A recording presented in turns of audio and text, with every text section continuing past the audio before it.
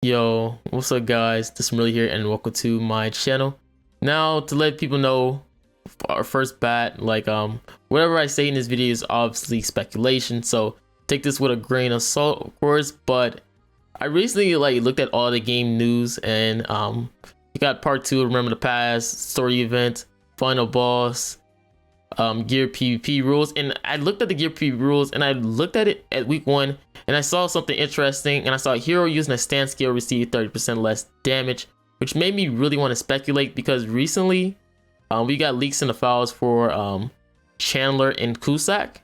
Now if you didn't know, most of these full counter units basically have stance cards, which made me wonder, we have a dead week this week, so we guarantee a banner for Monday, which is February 8th through obviously 14th. And that means that we are potentially gonna hopefully get maybe a collab, because that also been leaked, or maybe new demons for the Summon Meliodas team, because a lot of people on global, they really want to skip a Summon Meliodas. They already know from all these content creators, people have been mentioning that the one Escanor is way better than a Summon Meliodas. So how could we make a lot of players summon for a Summon Meliodas? And that's by adding more demons to the Summon Meliodas team before they even get a chance to see a Summon Meliodas. So as they see a Summon Meliodas, now a lot of players will have to debate on, should I summon on the one Escanor, or should I go for this new different type of team, which is Summon Meliodas, and hope that I can pull a Summon Meliodas and then go after Chandler and Cusack? And that's where you're gonna have the divide in the community, because now you have people wanting to summon for both the one Escanor and then a Summon Meliodas at the same time, which means a lot of free player and casual players are gonna have to cough up a lot more gems than they will have to, or pray that they lucky. Now as you can see, the person who has the full counter card is obviously Chandler. He's a Meliodas teacher, but he also has different types of different abilities. Let me look it up right now. All right, so he has a full counter. You already know what that does. Absolute cancel, which erase any magic by touching with his staff. That actually sounds pretty fire. Maybe you can have something like what new Valenti has, where it stops people from using special skills, or the special effects from the cards, stop Gotha from ranking up, stop Goddess Elizabeth from throwing up her shield. That sounds pretty nice actually. And then he has microscopic, which allows him shrink, meteor works, absolute order. Now this one also catches my eye as well. Imagine a stance card that also forces people to use an attack, which it says Chandler draws a symbol on the hand and points in the direction of his opponent. The opponent must then follow any order Chandler gives them, where disobedience will result in the death of his target. That sounds pretty fire, at least for Summon Meliodas team. Obviously you're gonna probably downgrade a little bit more, but this can potentially force people to then attack a Summon Meliodas team, because with a Summon Meliodas team, let me see if I can pull up the team right now. All right, so this is the team right now. The problem with this is getting people to proc a Summon Meliodas ultimate. I mean not ultimate, but passive, because once they attack, then he gets a buff, and also he will debuff the opponents with defense down. And a lot of people knows how to play against this by basically stopping him from ult rushing, because that's basically what this team would need to do instead of attacking heavily, because Malasika doesn't do much damage and Blue Droll doesn't do that much damage, and they both in front. So what you have to do is just rush your ultimate with a Summon Meliodas and hope he does the most damage on the team. And that's what I think, people might be able to switch out Blue Droll for I don't know, a Chandler, which is going to force people to then attack you. And that means you're going to be able to proc your Summon Meliodas passive, which is going to be very good for you, instead of allowing people to ult rush you, which would be pretty kind of nice. A lot of people can play against Summon Meliodas team if they're good enough. Sometimes they're lucky, sometimes they're not. All you have to do is just debuff them with Green Gotha for the most time, and just rush your ultimate with the one Escanor, and you're pretty much gonna win. Or just stun Summon Meliodas with a gold stun and just finish everybody off. or just get rid of Malascula first turn with the 1 Escanor, and it's gonna pretty much be GG. Like, there's just so many ways of beating some of these teams that it's the reason why a lot of people don't want to see a Summon just like come before the 1, which is kind of weird, because that gives people Netmarble the opportunity to obviously, you know, make a Summon team look and appeal way better than the 1 Escanor.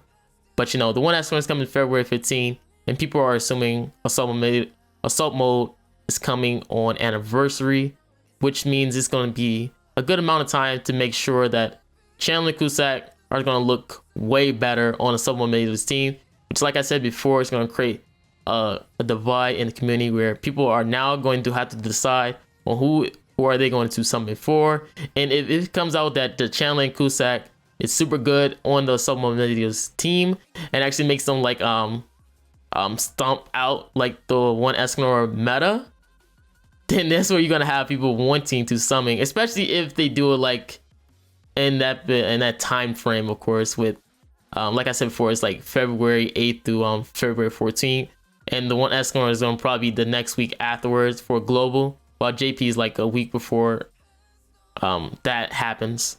So that's gonna be pretty interesting to see. I'm pretty sure I should show out Cusack as well, just so you people can see.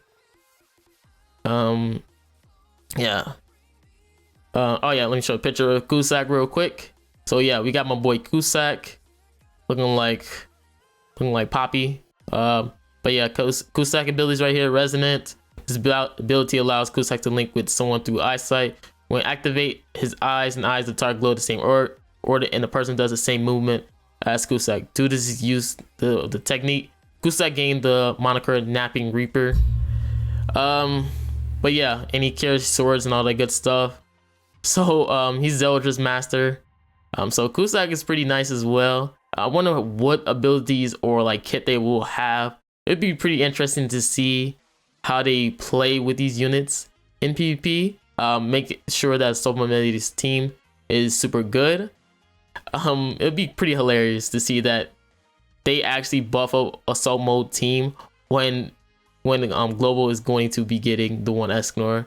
That will be like the biggest shaft for Global possible, because they're gonna actually make Assault Mode super good, the team super good, and then everyone who thinking that they was gonna summon for the 1 Escanor are now going to have to decide heavily. And the reason why I'm saying all this stuff, like I said before, it can potentially be like a collab, is because on Game News they said in one of the dev notes that they are really trying to make sure that the potential future banners are War Arc related, if I'm not mistaken. Somewhere around here. What am I doing? Okay. I don't know why I skipped past all of that, but Direction the Hero updates. This was what made in like this is in like December 29th.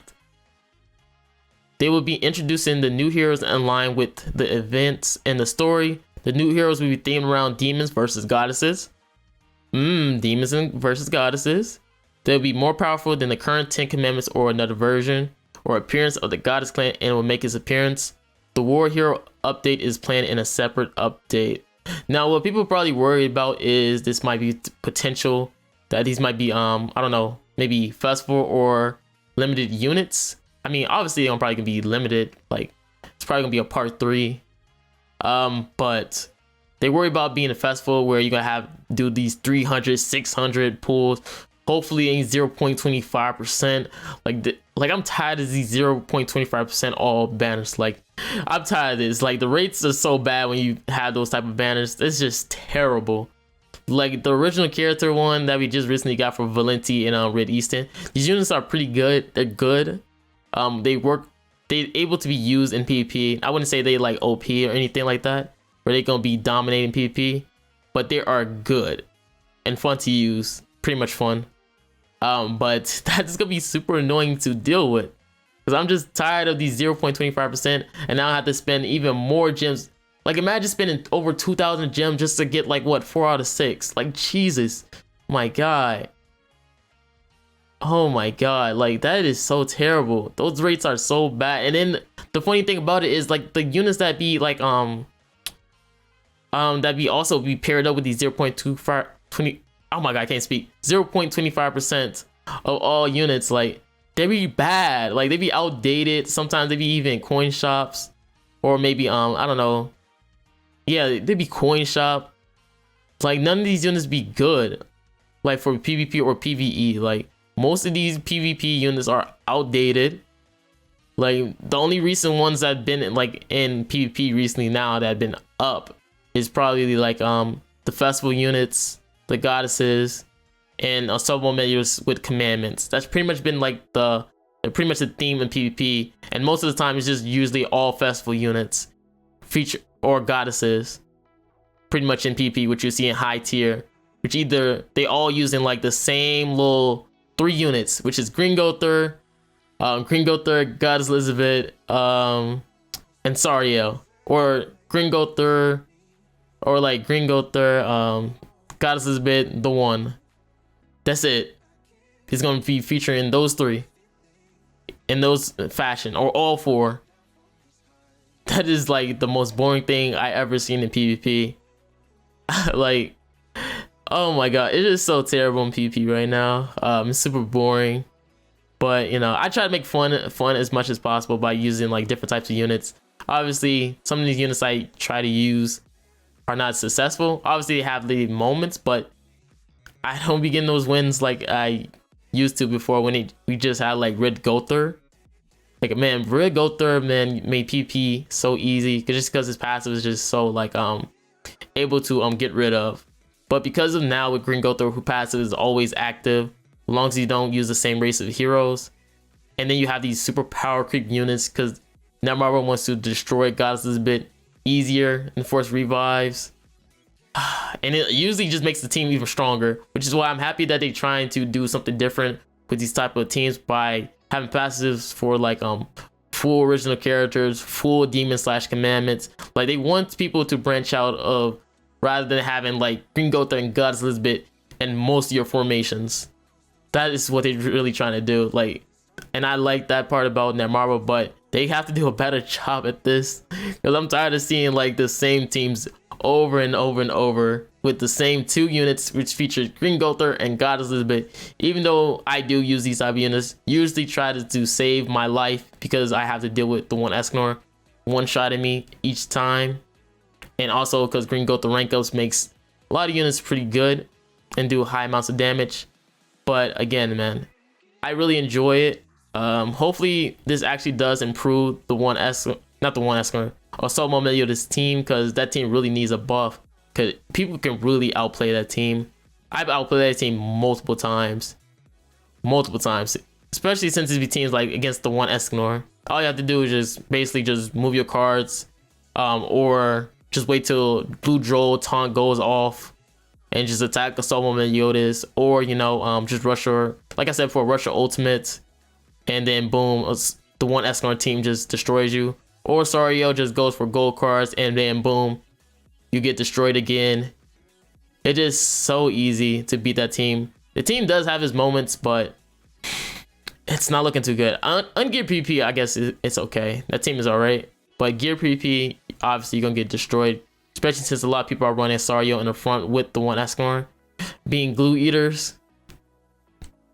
But again, like I said before, this is all speculation. All speculation. That's it. But again, hopefully you guys enjoyed this video. This is Marilli, and I'm out, guys. Peace.